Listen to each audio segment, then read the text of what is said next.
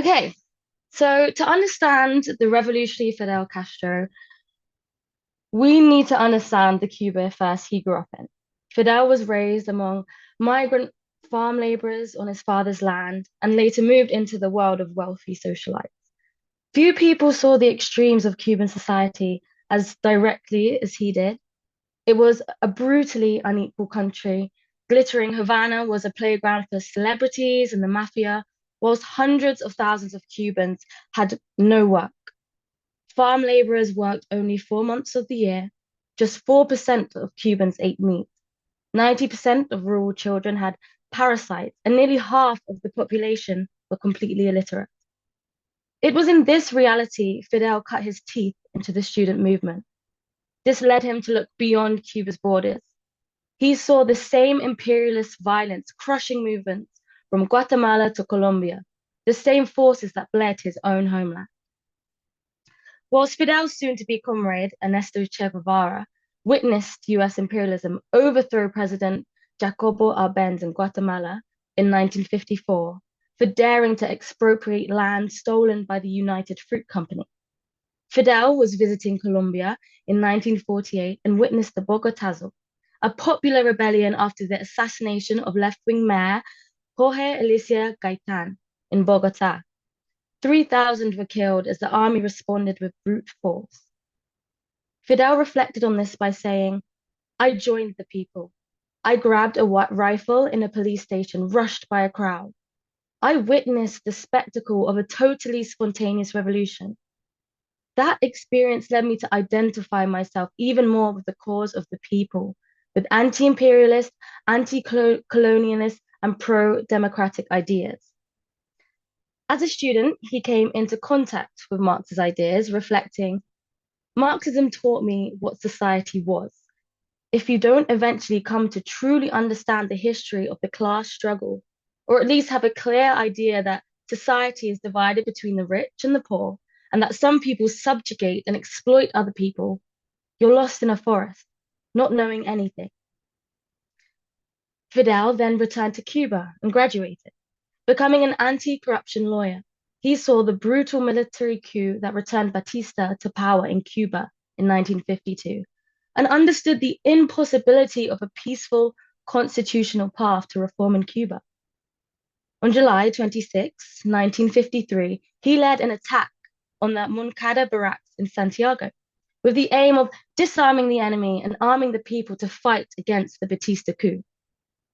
The attack unfortunately failed, and Fidel conducted his own legal defense in court, giving one of the most famous early speeches, History Will Absolve Me, which became a manifesto for the Cuban Revolution.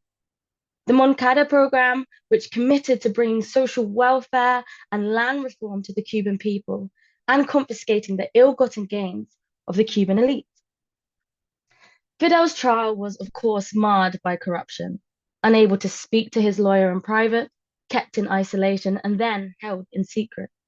But he recognized that his fellow revolutionaries and the Cuban people were going through the same struggle. His defense became the defense of the revolution as a whole.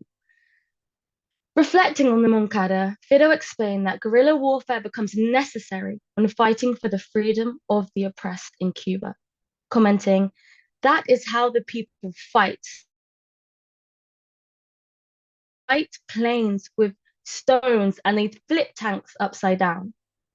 Demagogues and professional politicians want to make the miracle of being good in everything. Revolutionaries will proclaim their ideas bravely, define their own principles, and express their intentions to deceive no one. He argued, you can send the unfortunate man who steals due to hunger to jail, but none of the hundreds of thieves who have stolen millions from the state have slept one night behind bars. You dine with them, and they have your respect. Fidel ended the speech with the iconic sentence, condemn me. It does not matter. History will absolve me.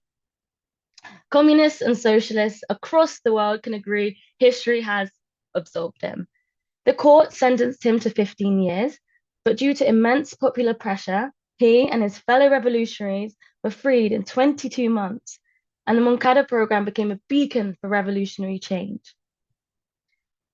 After being exiled to Mexico, Fidel met Che Guevara, galvanizing 80 other comrades, and in 1956 set sail on the Gran Mayac to return to Cuba and launch the guerrilla war in the Sierra Maestra.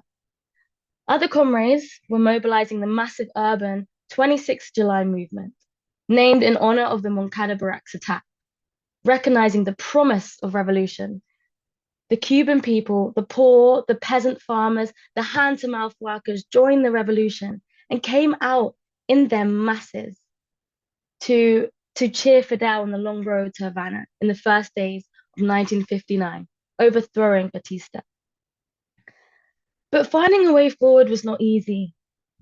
After the rebels triumphed, they had to find solutions to the immediate problems of land, industrialization, housing, unemployment, education, health, and on, on an island systematically underdeveloped by colonialism, then imperialism, and dependent on sugar exports. Immediately, the revolutionary government expropriated US-owned companies. Casinos were turned into schools, and a major land reform expropriated state estates over 1,000 acres. Transport, credit, and industry were taken into state hands to fund social needs. These first steps drew the wrath of US imperialism. Washington backed a campaign of terror, arming Cuban mercenaries to blow up hotels and assassinate literacy teachers. On the eve of the US-backed 1961 Bay of Pigs invasion, Fidel declared the revolution was for socialism, stating, "What the imperialists cannot forgive is the dignity, the firmness, the courage, the ideological integrity, the spirit of sacrifice, and the revolutionary spirit of the Cuban people. The fact that we are here right under their very noses and that we have carried out the socialist revolution." When facing down the constant threats of invasion, destabilization, terrorism, Fidel grew on the determination of the people, declaring, "We are ready to defend as well as to negotiate. We are ready to fire 1,000,000 shots at the first Yankee parachutist that tries to land here.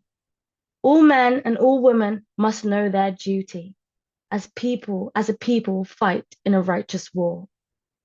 That same spirit has echoed through liberation struggles from Gaza to Belfast to Caracas.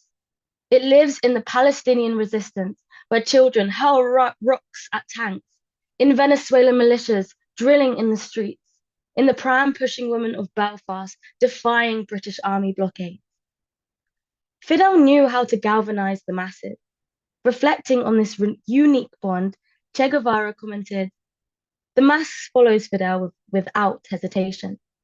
He won this trust precisely from having interpreted the people's desires and aspirations, from the sincere struggle to fulfill the promises he made. The masses went through the heroic experience of the Bay of Pigs. They were hardened in the battles against various groups of bandits armed by the CIA. They lived through one of the most important decisions of modern times during the October missile crisis, and today continues to work for the building of socialism." Che called Fidel a master of unity with the people. He said one could witness the dialogue of two tuning forks whose vibrations interact, producing new sounds, crowned by our cry of struggle and victory. It was this interaction with the people that has secured the Cuban Revolution at every turn, keeping the dream of socialist revolution alive as the imperialists crowed about the end of history and the collapse of the Soviet Union. Cuba was hit hard. It lost 85% of its trade overnight. GDP contracted by 35%. However, rationing ensured no one starved. Children were guaranteed milk. Energy planning protected hospitals. And a drive for permaculture and urban farming meant cities began to produce their own food. Though US sanctions were tightened in a desperate attempt to make Cuba fall, the revolutionary will of the people prevailed. Fidel had seen the collapse of the Soviet Union coming. He warned about bureaucracy, corruption, and over-reliance on material incentives, launching a ratification campaign, reinvigorating Che Guevara's ideas on building the new man under socialism. On the 1987 anniversary of Che's death, Fidel asked, "What are we rectifying?" "We are rectifying all those things that strayed from the revolutionary spirit, the spirit of solidarity among people." Threatened by a return to capitalist market mechanisms, and with it a lowering of revolutionary consciousness among the Cuban masses, Fidel turned to Che's writings on the transition to socialism. He recalled, "Che had great faith in man. Che was a realist and did not reject material incentives.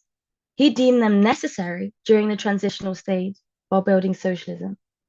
But Che attached more importance to the conscious factor, to the moral factor. If we think that man is incorrigible, little animal, capable of advancing only if you tempt him with a carrot or whip him with a stick, anybody convinced of this will never be a revolutionary." Fidel understood that raising consciousness required more than economic measures alone. He reflected, in essence, Che was radically opposed to using and developing capitalist economic laws and categories in building socialism. Building socialism and communism is not just a matter of producing and distributing wealth, but it is also a matter of education and awareness. He was firmly opposed to using these categories, which have been transferred from capitalism to socialism, as instruments to build a new society. Through the ratification campaign, Fidel equipped the Cuban Revolution to survive this special period.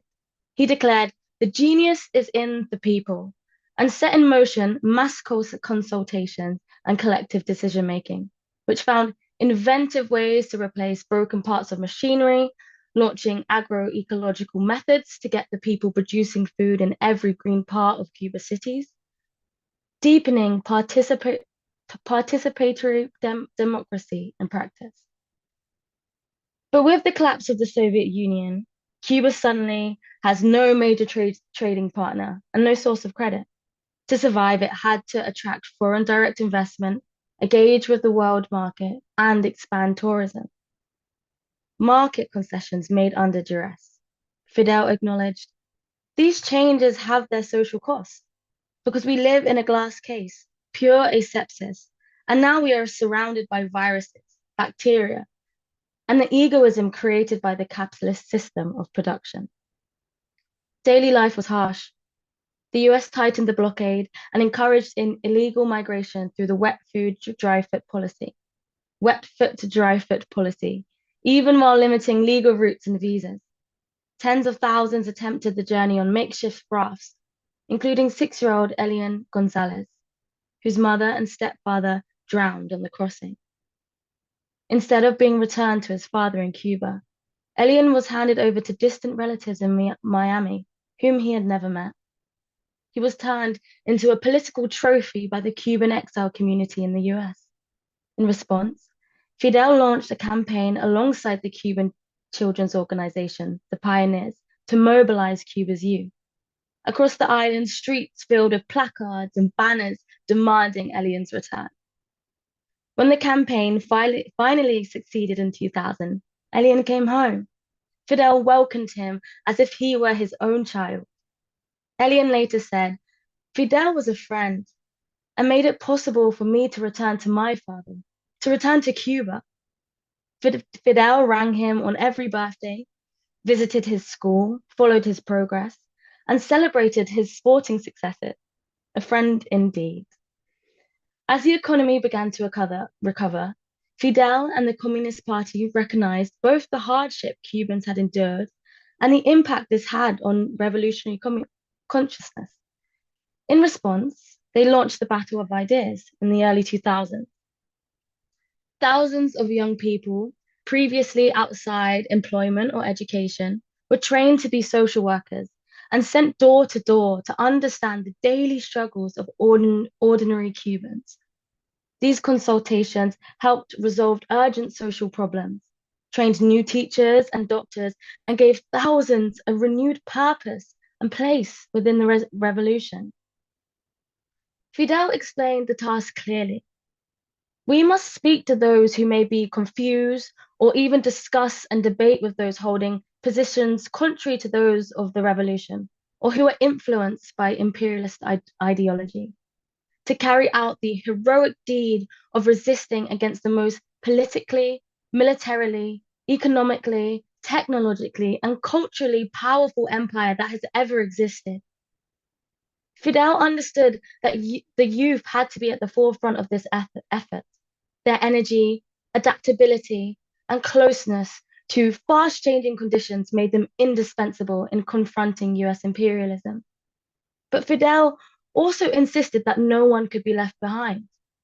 A Cuba free from US aggression and blockade had to be built by the conscious participation of the entire population. For this reason, open debate was essential, and it served both to cultivate political understanding and inspire collective action.